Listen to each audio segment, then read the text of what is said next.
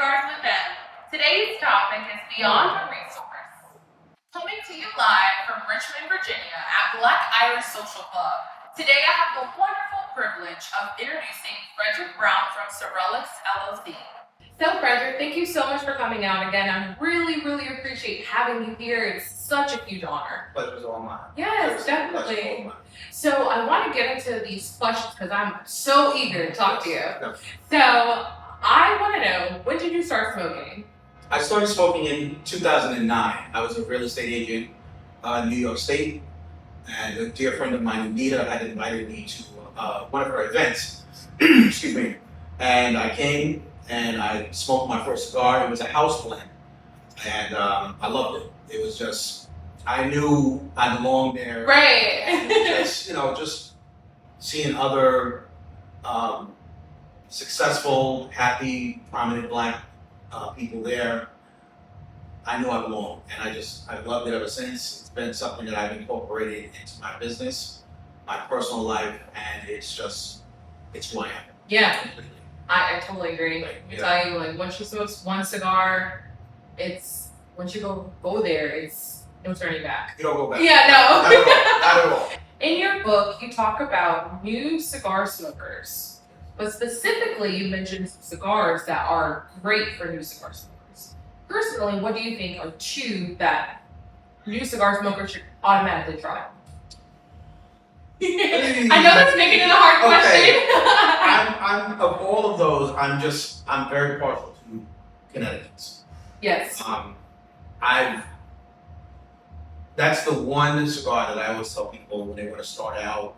I love the side of Connecticut or Dry House Blend. Yes. I think because House Blend it's a mild to medium blend that, won't have little after effects. Sometimes I've brought, friends with me who never smoked and they had a little buzz afterwards. So I said, do Connecticut and you'll be fine. That's the one I can say. So for me personally, when I smoke, I like to either drink whiskey or a Glenlivet, one of my favorites, and black coffee. Yes. I tell people black coffee is the best, overall the best to drink with a nice cigar. And a lot of people tell me I'm crazy. Yeah. But for me, it's a Glenlivet, nice whiskey, or Uncle Nearest. Okay, I like Uncle Nearest. Yeah. Believe it or not, so some whiskey drinkers might, say to me, oh no, you can't do that. But if I get Uncle Nearest, I mix it with lemonade. I've never done that, but I'll be doing it right after. It's really good. So with the history and etiquette of cigars, this book isn't just for the new cigar smoker. It's also for the cigar smoker that's been smoking for, let's just say, 20 years. At least from when I read it, I felt like it was something for everybody.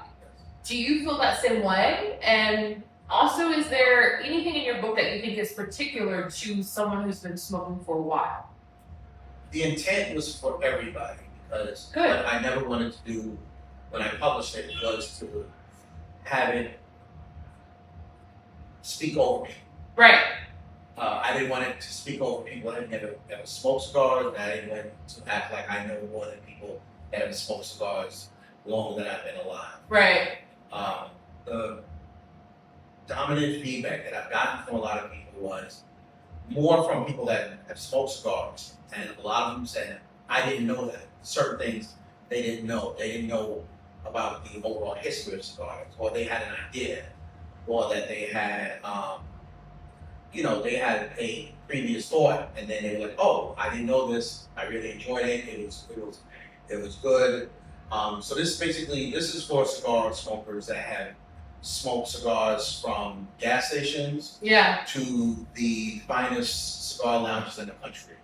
And again, like I said, the overall impression that I got was a lot of people really enjoyed it. And that's all I can ask for. I think it's really important. Like when I was reading the book, you talked about how to season a humidor, how to maintain the humidor, cigars for new smokers. You also mentioned about tobacco beetles.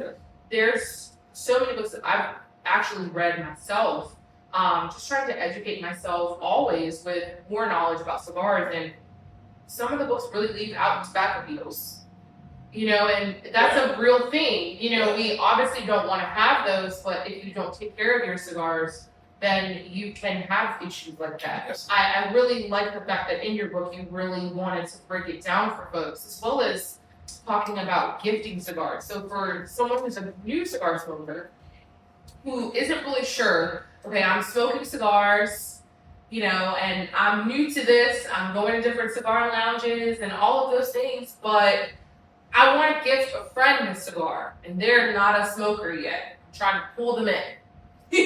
So when you pull them in, you're like, okay, so how do I gift someone? I would say if I were right now to recommend cigars for a beginner, Mm-hmm. a lot of times people like flavoring. So I've recommended Big Bottom Betty's. Really? A lot of people like flavor, Mm-hmm. and sometimes they might think a regular cigar has no taste. And a lot of people like a sweet tooth. They might have a sweet tooth Yeah. for it. For a conventional general, my father is something that I would recommend. Now, for me personally, my three favorites right now are a Aroma de Cuba and a Leaf by Oscar and a Jaime Garcia. Okay. Those are my three. Those are go-tos. good cigars. Those are my three go-tos. Good. If I was on an island and I needed 3 cigars for the rest of my life, those would be the 3. So my last question is, Yes. I want to know, what are you doing next? Are you going to publish another book? Are you doing any cigar-related projects? What are you doing next? Well, in terms of publishing another one, not for the foreseeable future. Okay. I feel that earlier this year I was featured in the article on ebony.com. Yes, I saw the article. It was great. Thank you. I really appreciate that, and I've been getting a lot of inquiries asking me to do events, walkthroughs, things of that nature. So I'm just going to concentrate and just, while I'm traveling, just meet as many good people as I can and just continue to smoke and enjoy. Yeah, Yes. it sounds like a good plan. Well, thank you so much for coming. Again, the I pleasure was all really, really appreciate you, and it's been a pleasure to have you here. Thank you. I would love to say some special recognition. Of course, we want to recognize Black Iris Social Club in Richmond, Virginia, for having us Thank you. here. Thank you. We also want to say a wonderful thank you, huge gratitude to Mr. Frederick Brown Thank you. for thank you for coming, and thank you guys so much for watching Cigars with Them.